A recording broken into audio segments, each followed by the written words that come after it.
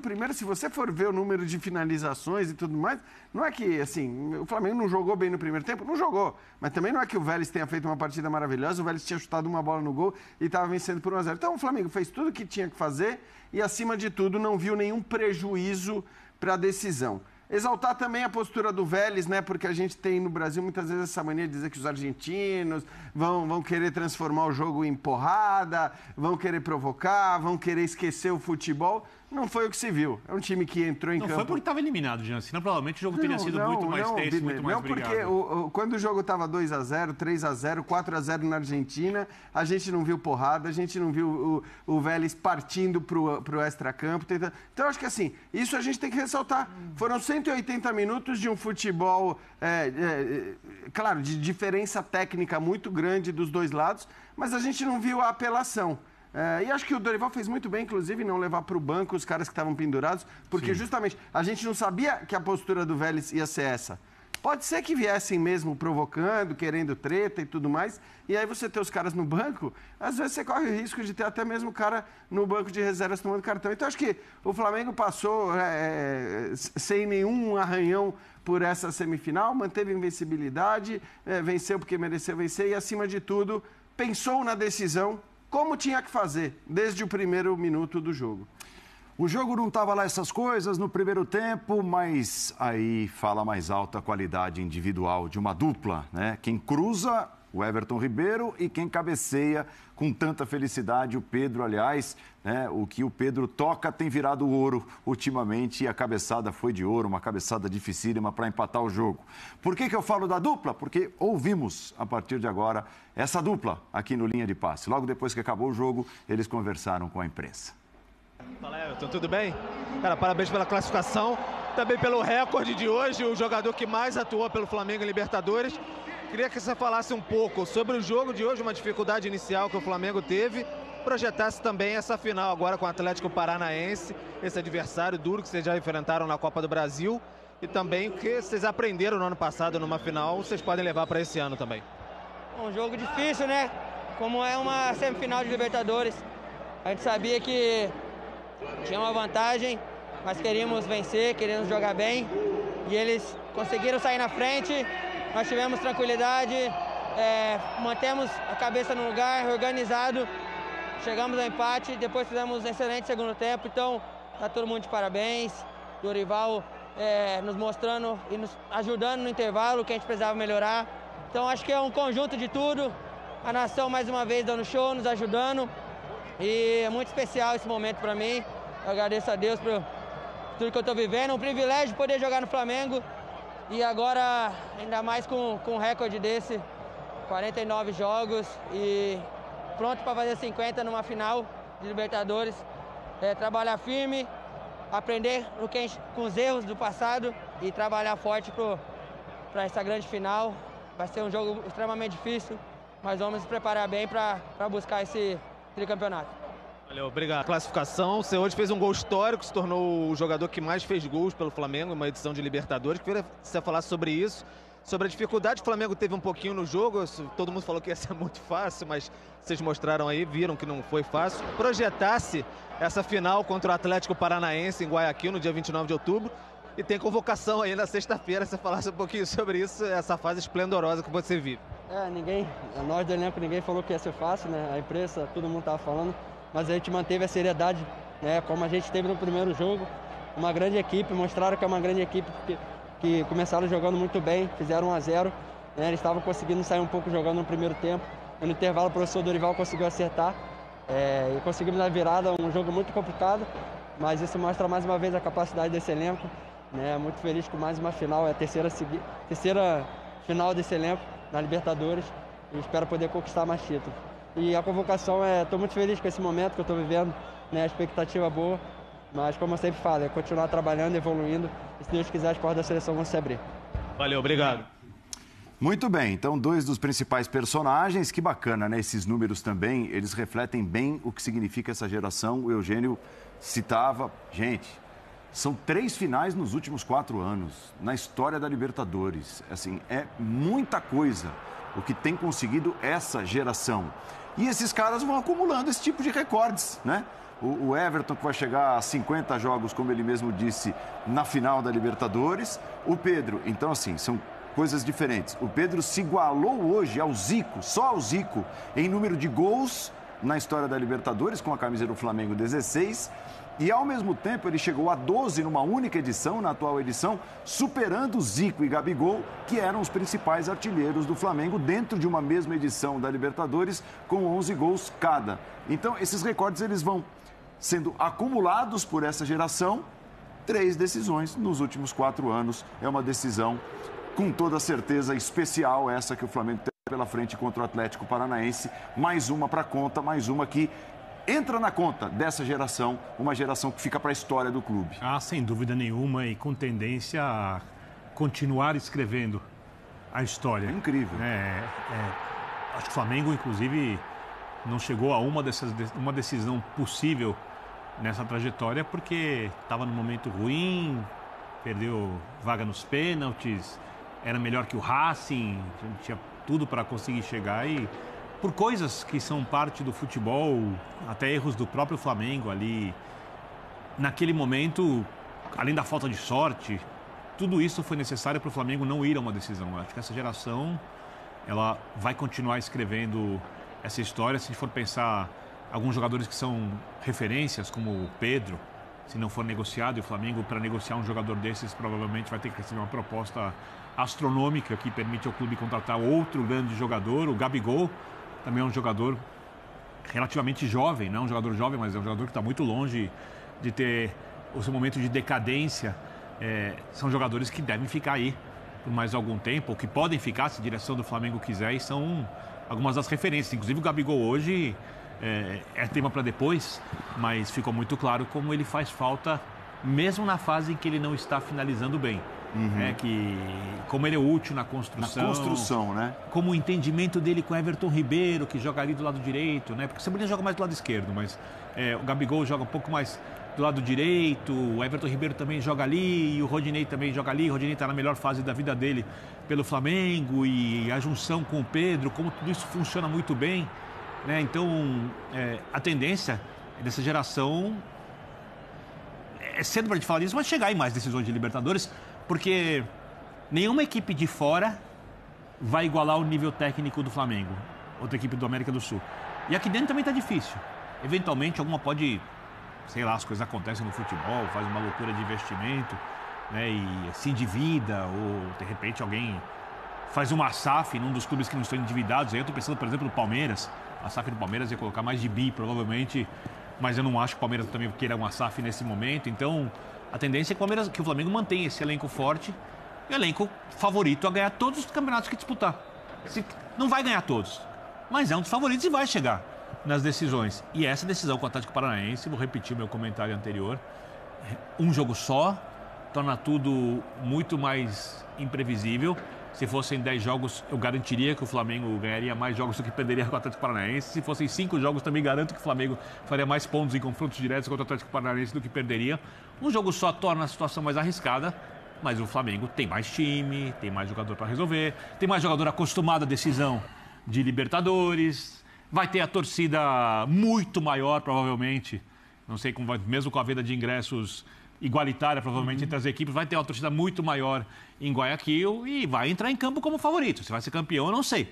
Mas que é o favorito, sem dúvida nenhuma. Inclusive, o resultado de ontem do Atlético Paranaense e Palmeiras para os flamenguistas foi favorável, porque um jogo contra o Palmeiras seria mais difícil. Vamos ao Maracanã, acionando Paulo Calçade, que se junta ao time de comentaristas do Linha de Passe a partir de agora, diretamente lá do palco. Calçade que esteve na transmissão do jogo, com exclusividade aqui na ESPN e no Star Plus, chega também com as primeiras considerações depois da virada do Flamengo e a confirmação da classificação. Tudo bem, Xará? Bem-vindo. Olá, Paulo. Olá, companheiros. Olá para vocês todos que nos assistem. Bom, havia uma expectativa gigantesca no Rio de Janeiro, no Maracanã, no Brasil todo, de um Flamengo repetindo, que aqui fosse, né, o terceiro e o quarto tempos daquele jogo de Buenos Aires, então mais 3, 4, 5, e não foi essa a realidade, por 2 motivos. Primeiro, pelos desfalques, eu não estou nem considerando os 2 zagueiros aí, sim, a ausência de Thiago Maia e de Gabigol. Thiago Maia, porque mexeu muito no posicionamento do João Gomes, que é um baita jogador. O Zinho observou muito bem isso. Quando ele vai para uma outra função no meio de campo, um pouquinho mais adiantado, ele até rouba uma bola para o gol.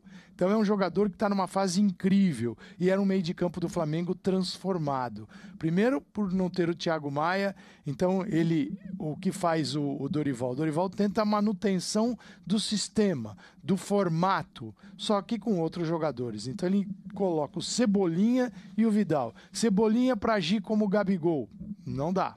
Cebolinha é um jogador ainda que precisa daquele espaço onde ele jogava, do lado esquerdo, 1 contra 1, aquele tapa na bola, uma organização a partir do lado esquerdo. O Cebolinha estava circulando pelo ataque, como faz o Gabigol. Só que o Gabigol potencializa o jogo de todos os outros. Melhora o jogo do Pedro, melhora o jogo do Arrascaeta, se entende com o Everton Ribeiro.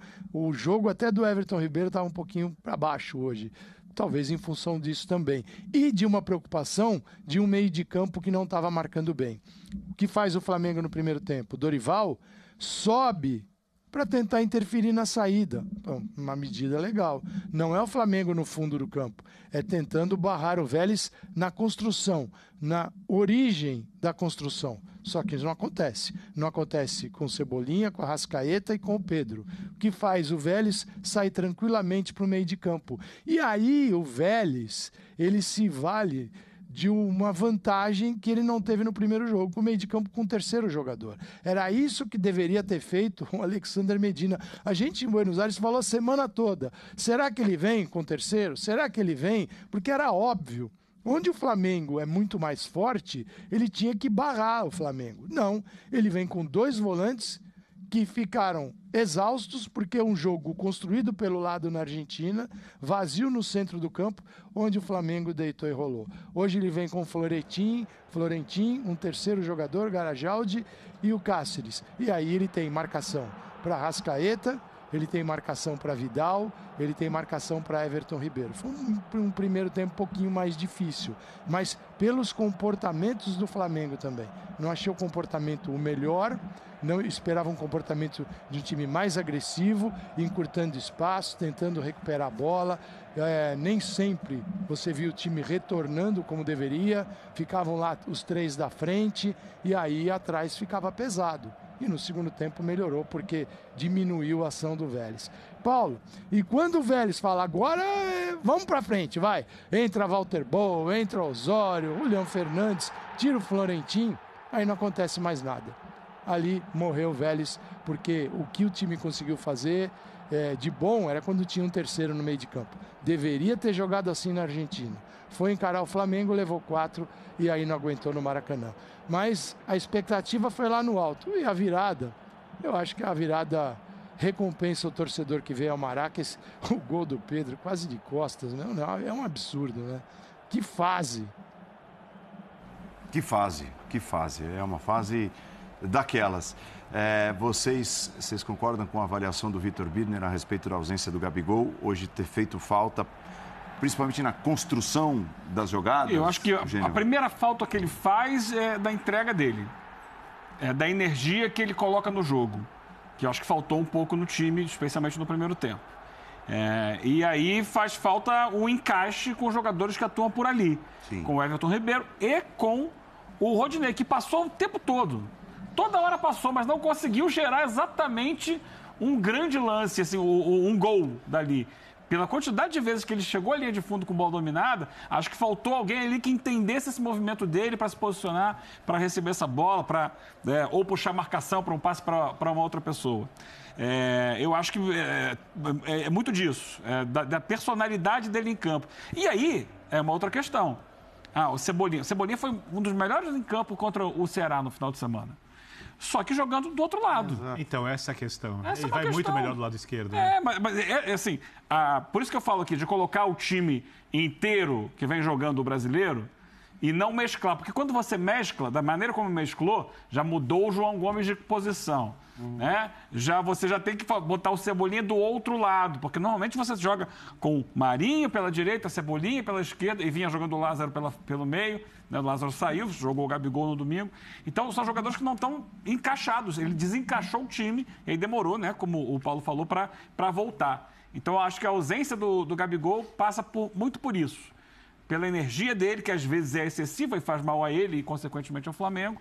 Pelo encaixe dele, mas pelo fato de que ele foi obrigado a mexer. Então, ele tem um time que está encaixado jogando brasileiro e tem um outro time que está encaixado jogando Copas. Quando ele mistura muito esses times, a coisa não encaixa, não joga nem tão bem quanto um, nem tão bem quanto o outro. E hoje, acho que, repetindo, né, ele tinha que misturar, porque a partir do momento que ele resolveu escalar a equipe principal, ou manter aqueles que ele podia escalar da equipe principal, Thiago Maia e Gabigol, para mim, assim, ele não tinha mesmo que nem levar o banco de reservas, como eu disse, os outros dois estavam suspensos. Eu concordo contigo, já. Ele não tinha que levar.